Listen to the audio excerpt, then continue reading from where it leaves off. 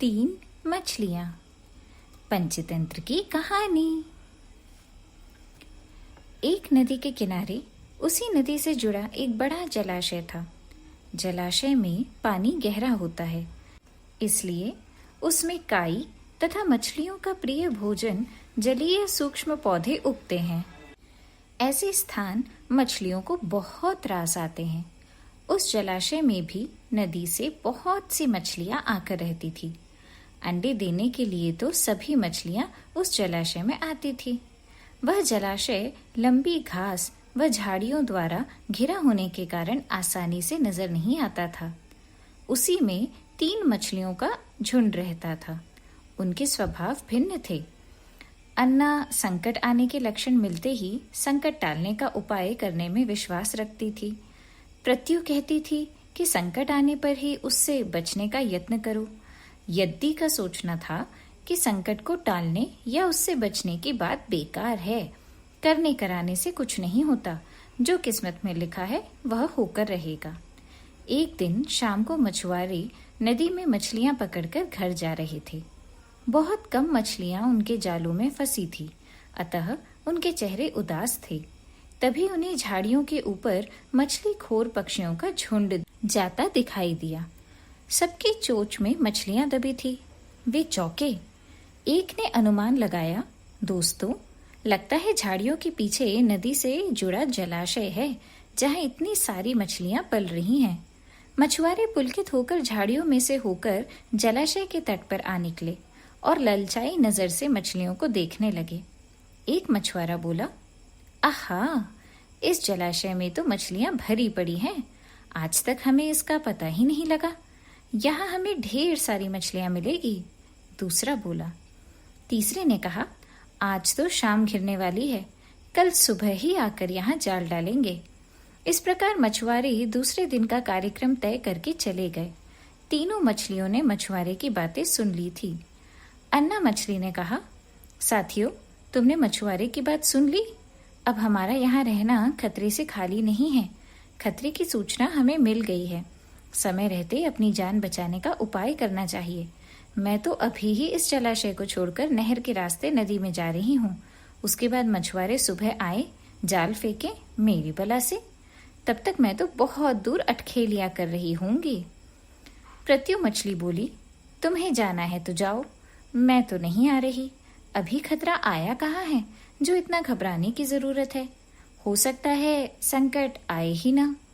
उन मछुआरों का यहाँ आने का कार्यक्रम रद्द हो सकता है।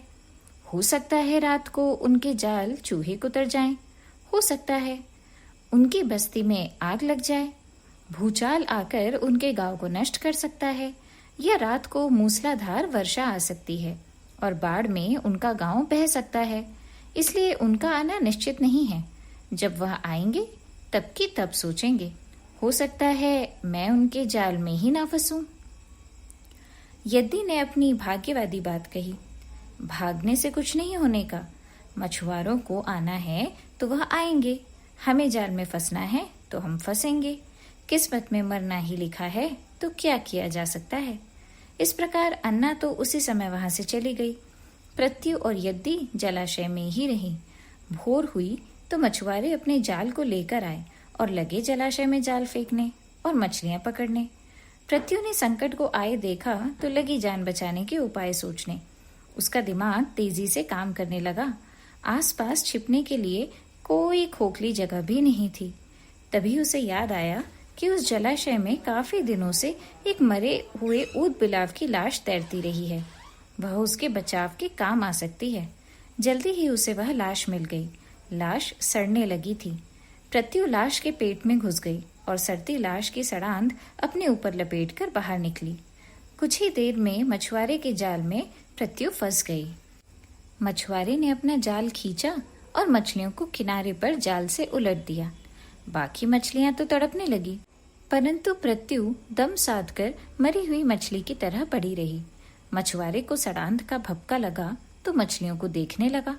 उसने निश्चल पड़ी प्रत्यु को उठाया और सूंघा। आक! यह तो कई दिनों की मरी मछली है, सड़ चुकी है। ऐसे बड़बड़ाकर बुरा सा मुंह बनाकर उस मछुआरे ने प्रत्यु को जलाशय में फेंक दिया। पृथ्वी अपनी बुद्धि का प्रयोग कर संकट से बच निकलने में सफल हो गई थी। पानी में गिरते ही उसने गोता लगाया और सुरक्षित गहराई में पहुंचकर जान की खैर मनाई। यद्दी भी दूसरे मछुआरों के जाल में फंस गई थी और एक टोकरे में डाल दी गई थी। भाग्य के भरोसे बैठी रहने वाली यद्दी ने उसी टोकरी में अन्य मछलियों की तरह तड़प तड़प कर प्राण त्याग दिए। इस कहानी से हमें क्या सीख मिलती है? इस कहानी से हमें यह सीख मिलती है कि भाग्य भी उन्हीं का साथ देता है जो कर्म में विश्वास रखते हैं और कर्म को प्रधान मानते हैं। भाग्य के भरोसे हाथ पर हाथ रखकर बैठे रहने वाले का विनाश निश्चित है। उम्मीद करती हूँ कि आपको इस कहानी से एक अच्छी सीख मिली होगी। अब हम मिलेंगे अगली कहानी में। बाय बच्चों।